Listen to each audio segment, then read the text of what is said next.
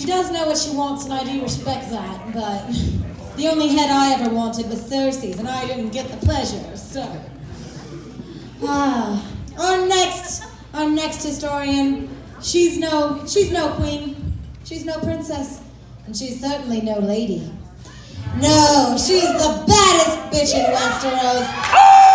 Please, give your hands a clappy clappy. Raise your chalice high for Arya Stark!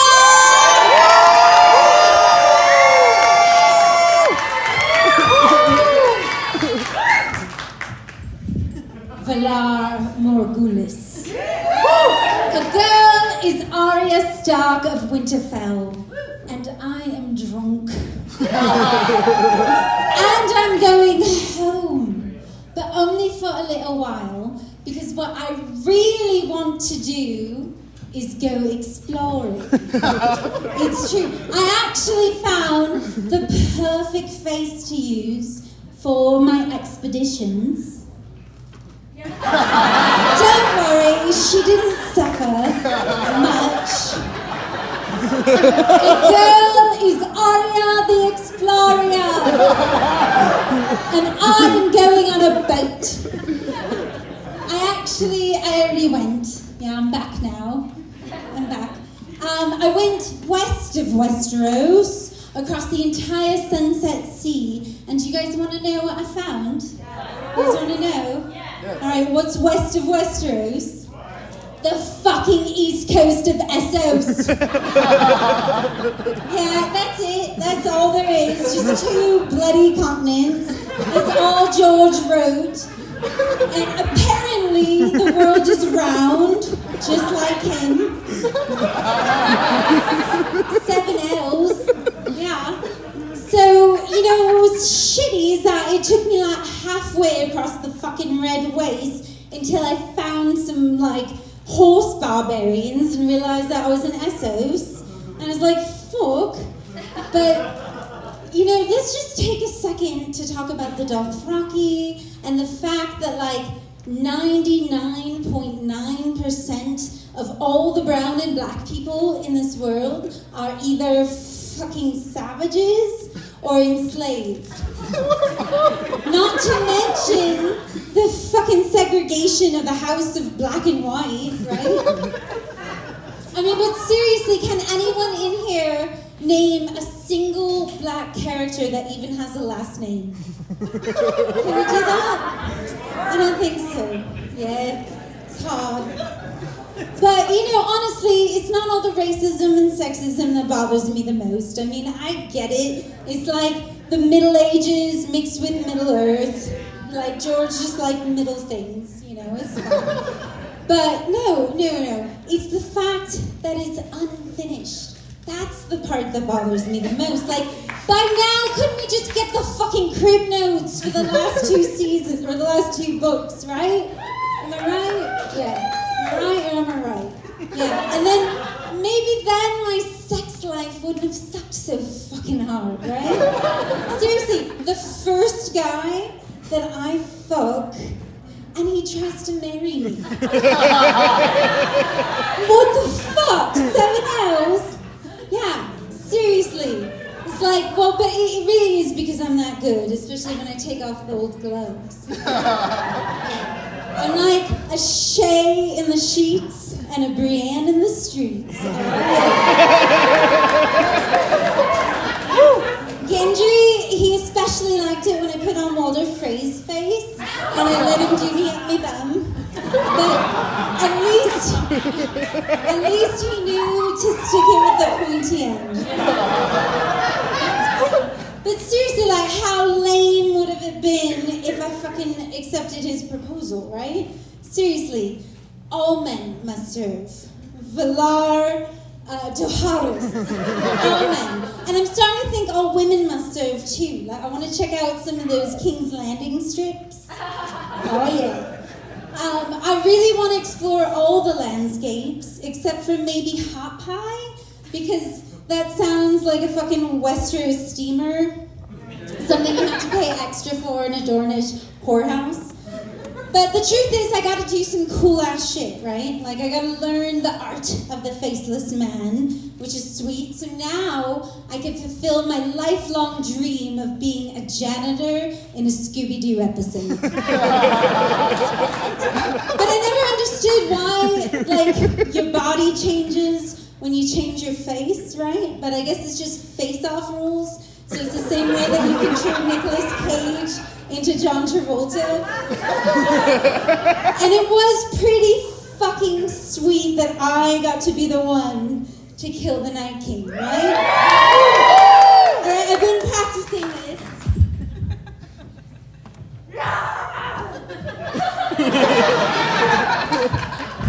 There you go. Murder. So yeah, that was pretty fucking sweet. And because of that, a lot of people thought that I was the next prince who was promised. I mean, that makes sense, right? So, and since this is drunk history, I should probably get even drunker. So I'll take a shot. Welcome, everyone. Valar Morghulis. It's really good. That's what she says. Yeah. So I'm going to tell you the history of the first prince who was promised. Azor Ahai. Whoa. Yes. Whoa is right. Except in my research, I found out something really important. We've all been pronouncing it wrong. It's not Azor, it's Azar, and he had a first name. It was Frank. Frank Azar is high. That was it. Yes, and it's not the prince who was promised. It was the strong arm who was promised. Yes. And he needed a hero's weapon. So legend has it that 8,000 years ago, in the era of heroes, it was the age of heroes, and he was chosen to help the children end the first long night, but he needed a sword that was meant for heroes, right? So he labored for 30 days and 30 nights, and he made this sword that was like the most beautiful sword that anyone had ever seen. And he went to temper it in water, and it fucking shattered, which makes no sense. It's okay, I think it's because he was really sleep deprived because he stayed up for a month straight. So it shattered, but he still needed a sword, so he tried it again. And this time, he labored for 50 days and 50 nights, which is just fucking absurd. I think it's just poetic, and I think really he probably labored for 100 days, and he just took the day shift for the first half and the night shift for the second half. That makes more sense. So this time he tempered it by stabbing it in a lion's heart. But again, it shattered. Dun dun dun. Yeah. So, and that's why there's no fucking lions, right? I don't know why the Lannisters are called lions. There's no lions. No. So, fuck all. So again, Frank Azar is still really, really high, and he needs to be a hero, and he needs a hero's sword, so he does it a third time. And this time he labors for 100 days and 100 nights, and by then he's so sleep deprived that he's basically Jack Nicholson from The Shining. And all work and no play makes for a murderous psychopathic husband. That makes sense. So he calls for his wife, whose name is Nisa. That's right, Nisa, which sounds like something fucking Jar Jar Binks would have written. Old George Jar Jar Martin. Ba-dum-bum. That deserves a shot. Everybody take a drink for that stupid fucking joke. Jar Jar Martin. All right. And he's like, hey, Nisa, show me your tits. So she pops him out, and then he stabs her in the fucking heart. But this time, her soul combines with the steel of the sword to make Lightbringer. It's the red sword of heroes, and legend has it that apparently he helped to end the first long night with it, right? But what's fucked up is that the only reason there were fucking night walkers in the first place, white walkers, night walkers, it all makes sense, is because the children created them to end the humans, right? To end the men.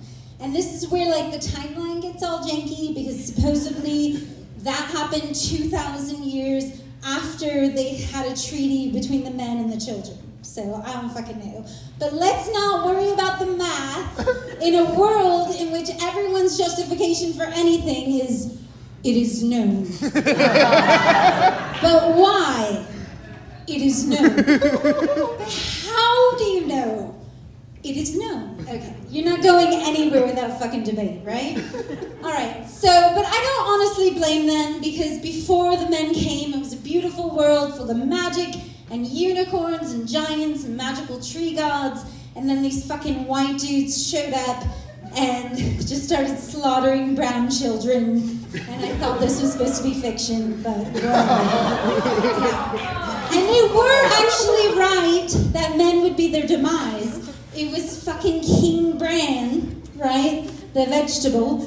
It was King fucking Bran who eventually became their demise because of his brilliant thing where he let the Night King grab his wrist, and then the end of the Children of the Forest, and it was the last of fucking summer, and Hodor, may his giant's cock rest in peace.